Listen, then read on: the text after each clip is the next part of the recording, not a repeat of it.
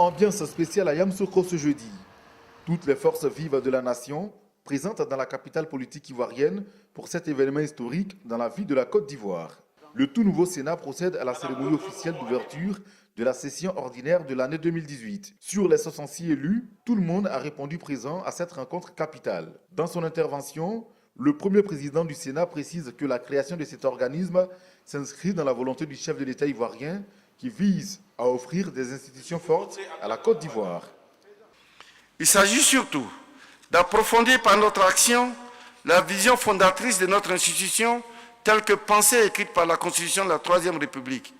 Oui, mesdames et messieurs les sénateurs, il nous faut avoir pleinement conscience des efforts accomplis pour nous affirmer clairement et nous imposer dans le paysage institutionnel.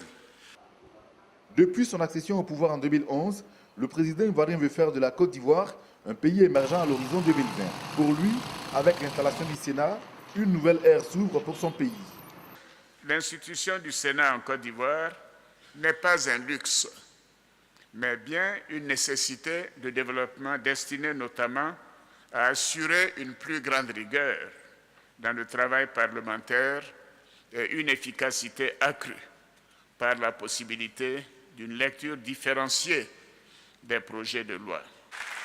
Au terme de la cérémonie, les sénateurs se sont dit heureux d'appartenir à cette nouvelle institution. C'est un moment vraiment historique pour la Côte d'Ivoire.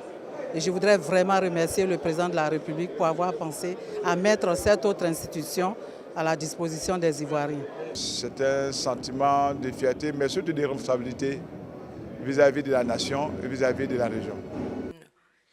La présidente du Sénat gabonais, Lucie Milébou, était l'invitée spéciale de l'événement. Selon la Constitution ivoirienne, l'ouverture de la session ordinaire du Sénat se tient 7 jours ouvrables après celle de l'Assemblée nationale et prend fin 7 jours ouvrables avant la clôture de la session de l'Assemblée nationale.